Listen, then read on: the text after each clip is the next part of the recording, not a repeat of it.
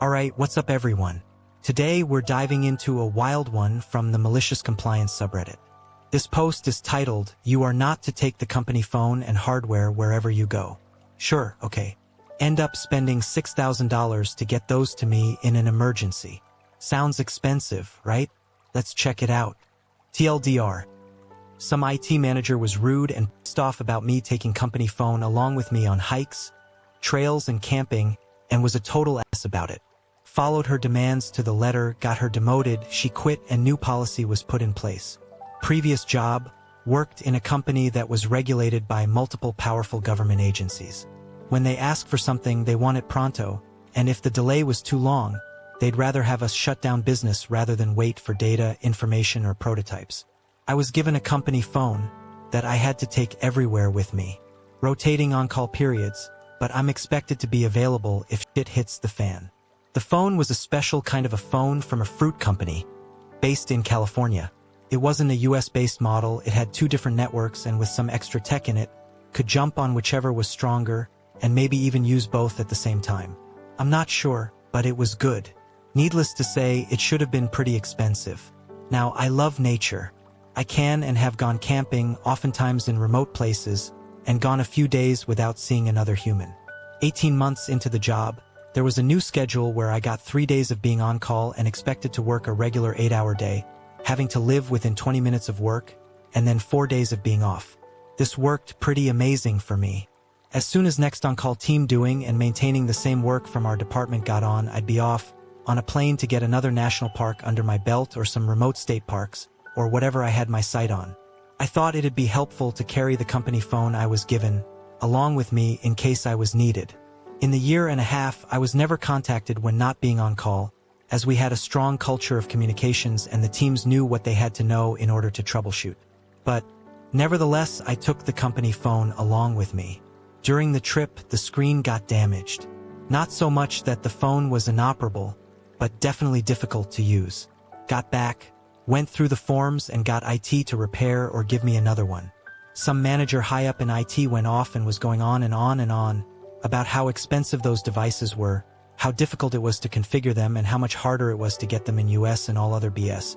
Then she told me, I am not to take the company phone and hardware along with me wherever I go. It is supposed to go between my residence and the office and nowhere else. And she was pretty derogatory about it, even throwing a few large chunks of racism in between. I shot off an email later, keeping my manager in the loop and the department head, about confirming what she said. Cue my malicious compliance. A few weeks later, I took my PTO. PTO policy was pretty good and thus I took off for 3 weeks, and still had over 3 weeks remaining. I did not take any of the company hardware along with me, as per what was stated by some manager who was somewhere in the org chart in IT, and decently high up. All hands on deck situation arose. My manager was pissed at me not being able to answer the company phone. Wasn't like I was in the woods, at my very dear cousin who just had twins and a very difficult delivery. I took care of my cousin while her husband looked after the kids. Manager had to get me on my own phone, and she had to go through some of my work friends for my personal phone, since I was pretty good at not giving out my personal contact info to people at work. Manager, why aren't you answering the company phone? Me, I'm not at home. Don't have my company phone with me. Manager, never mind. Get back online immediately. We have an all-hands-on-deck situation. Me, sorry. I do not have any of the company hardware with me. Manager, being mouthy. Why? A bunch of expletives. Me, this manager in IT, said I wasn't to take company hardware along with me wherever I go. Manager, what? When did that happen? Me, I sent an email, stating what she said and kept you and X, our department head, in CC. Manager, goes through her email, finds it and a bunch of more expletives. You need to come back immediately. Me, sorry, no can do. My cousin's still pretty much half dead with a very difficult twin pregnancy. I'm taking care of her, and I was pretty clear about it before going on PTO. I wouldn't be able to come back. Manager, cuts off call, calls me back in 30. Manager, do you have anyone who has keys to your apartment? Me, yes. Manager, give me their contact. I'm gonna get the computer and a screen, and UVW other hardware. shipped to you before night and you can get back. We have a serious situation. Me, can I get more PTO then to compensate for this intrusion? Me knowing I have the slightly upper hand and striking when the metal's hot. Manager, sure. I'll send an email, approving this. By 8 p.m., I get my company phone, computer and other hardware shipped to me. I also get 2 emails. One email approving the extended PTO for this intrusion. Second email from my department head X, stating that the original company policy is still in effect. In fact, a new policy has been put in place for some employees to have their company hardware with them, even on PTO. Anything else said by anyone else was to be disregarded. And cherry on top, that IT manager was in CC. When I returned from my PTO, that IT manager was nowhere to be seen. Turns out, she had been demoted, she couldn't digest that and quit. The company had to spend over $6,000 to ship it on the same day and get the hardware to me. Edit. As so many people have been pointing out, it wasn't a win for me. Don't be contacted during time off. Now you gotta carry phone and laptop, risk management of the company and so on. First, I probably wasn't needed. As I said, we had a good communications culture. So alternate teams were aware, and it wasn't like I was the only one who'd be able to do it. But in case regulators asked for a third thing while people were already working on things 1 and 2, it'd be nice to have more people around who would be taking over. If the regulator was pissed off enough, come the deadline, they would literally stop the business. And they could. Second, the employer was pretty good about not contacting people being off or on PTO. And if someone was contacted, they were given more time off / more days for PTO. People were happy, a few were grumpy maybe, but it was reasonable. Third, yes, some people may or may not see this as a win. And I get your point. Then again, this is not Europe. The downside? This industry is literally 5x in US versus in Europe. Fourth, people in management were understanding. Since I was available but away, I would be utilized only if the ones already working were overloaded. But they wanted me available. Thankfully, I really wasn't utilized. Fifth, destroying someone's career? I didn't do that. They did it to themselves. She was pretty high up in IT chain and I agreed to follow what she said. Consequences.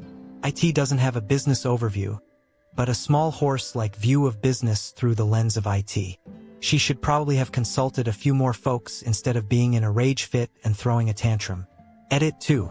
Sixth, original company policy was to have your hardware available when not on PTO, but when on PTO to have the phone. They were also upfront about the possibility that we might be needed when on PTO, very rarely if regulators wanted to question. As I said, communication culture was strong, so at least 3 other people knew what I or anyone else in the department was doing. If disturbed during PTO, our job offers stated a certain amount of more PTO that would be given. Seventh, as per the original company policy, I kept my company phone with me. Not my problem it got damaged, I didn't intentionally throw rocks at it. Shit happens. Alright, let's see what this Reddit post is all about. Okay, so this dude works at a heavily regulated company and has to carry a special company phone everywhere. He likes to go camping and hiking during his off time. His company phone gets damaged during one of his trips and a manager gets super pissed. She basically tells him he's not allowed to take the phone anywhere except between his home and the office. So he maliciously complies.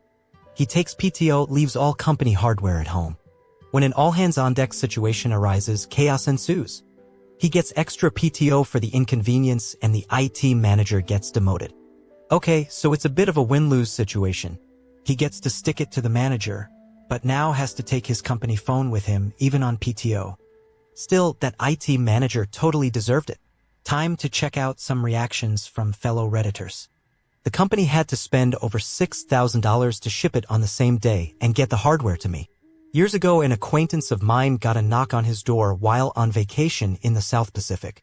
It was the hotel concierge with a phone message and package that had come in while he was out at dinner. The phone message read simply, "Sorry, production is down," and the package from a computer store in the island contained a brand new laptop and cell phone. He said it took longer for him to do the initial setup on the machine and download an SSH client than to fix the problem, a stuck service. 2 members of hotel staff got the equipment as presents when he left because fuck his boss for making him work on vacation. I fucking love this. Wonder if at that point it's cheaper just to pay someone to get on a plane with the tech LOL. Maybe, maybe not. It wasn't like I was needed. Things were being handled pretty well. The thing is, during preparing the shit regulators asked for, if they demand new things, data, information about progress, other effects, there would be extra people to jump on that without distracting people working on other things for the regulators. Better to have us and not need rather than need and not have. Holy hell. Hope your cousin is doing better. This is golden. Yes. Much better. Just that the body was thrashed by the twin pregnancy and the delivery. Great job. I once was a lowly trotty whose presence was demanded by a certain alphabet government agency whom my employers kowtowed to. I was sitting on a Florida beach with my family being approached by two guys in black suits carrying a sat phone. They needed access to some long-forgotten DOS system password to enter an underground vault at a telecom tower. That's my story of how I had my 2-week vacation paid for by admin 1234. Back when punch cards and 4-part printer paper was a thing, part of my job was to run the updates and get the copies ready for other to use. I did the update before I left on a Friday and then kept popping back into office over the weekend and replacing the paper and getting the books ready for everyone. By Monday morning, the staff loved it. My boss told me too many hours logged on the timesheet and I shouldn't work weekends. Next update, I did as I was told. 25 programmers wasted most of Monday, waiting for their copies.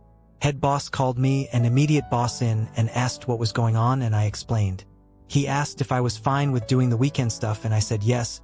He said he will approve a bonus for each weekend the updates happened, in addition to my normal rate.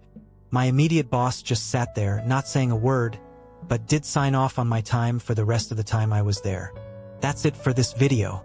If you liked it, give it a thumbs up and subscribe for more Reddit tales and discussions.